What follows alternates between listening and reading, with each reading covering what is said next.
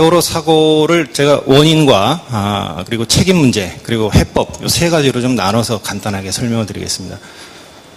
세월호 사고가 나고 나서 이제 뭐 일부 언론 그리고 야당 그리고 뭐 또 일부 강경 유가족들은 이 문제가 어떤 시스템의 문제다, 국가 시스템의 문제다. 그러니까 정부가 책임을 져야 된다. 이런 논리를 막 전개를 했습니다.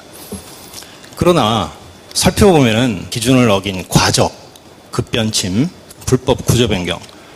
지금 대한민국에 존재하는 어떤 법률과 기준에도 그걸 허용하는 법과 기준이 없습니다.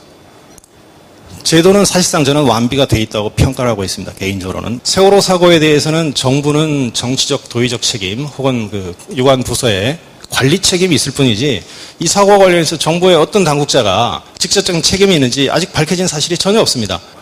선동의 차원에서 접근한 일부 언론들의 책임이 가장 크지 않았나 이런 생각이 좀 듭니다. 그거는 뭐 대다수 그 언론의 그 잘못된 보도나 이 사건의 그 진실을 제대로 파악하지 않은 그런 어떤 오해와 편견에서 비롯된 결론이지 저는 이 문제를 백지 상태에서 재논의하면은 아마 대다수 국민들은 아마 특별법 제정에 반대를 하지 않을까 이런 생각도 좀 갖고 있습니다.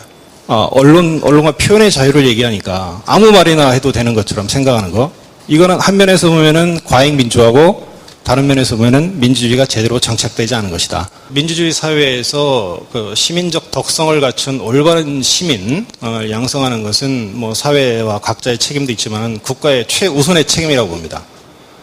그래서 저는 국가가 예산과 막대한 조직을 갖고 있기 때문에 예산의 상당 부분을 이런 올바른 시민을 키우는 데 써야 되고 또 현재도 정부에서 각 부처에서 많은 사업들이 있습니다. 대표적으로 이제 그 안행부 같은 곳에서도 한 100억 이상 1년에 쓰고 있고, 뭐 통일부, 여가부 이래가지고 아마 수백억 정도가 쓰이는 걸로 제가 자료상 한 2년 전에 본 적이 있는데, 이것들이 보면은 부처별로 다 분산해가지고 사업을 하다 보니까 거의 중복 사업이 많습니다. 그리고 교재라는 것도 강사의 특성에 따라서 일관되지가 못하고, 어떤 경우에는 반헌법적인 내용들이 그런 시민교육 교재라는 이름으로 예산으로 만들어져서 그게 돌아다닙니다. 이런 일은 좀 없어야 되지 않겠는가. 제가 집행권이 없는 관계로 그냥 말로만 이렇게 하고 있습니다.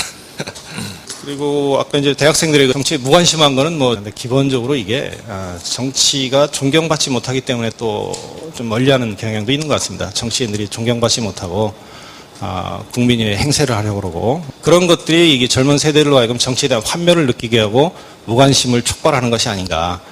그러나 적어도 그 민주사회의 그 시민으로서 대학생들이라면은 현실 정치에 관심을 가지고 다만 공적인 영역에서 학생들이 자신의 미래를 위해서 좀 한번 그 어떤 사회 활동을 좀 해보는 게 어떤가. 그래서 제가 항상 주장하는 것이 청년 납세자 운동입니다. 미래 납세자이자 나라를 이끌어갈 주역으로서 청년들이 그 국가 재정이나 이런 문제를 그 납세자의 관점에서 좀 쳐다보면은 막대한 국가 예산이 낭비되고 이런 문제에 대해서 좀 제어를 좀 가할 수 있지 않을까. 그리고 좀 더 정치에 관심을 갖는 계기가 되지 않을까. 이렇게 생각하고 있습니다. 이상입니다. 네, 감사합니다.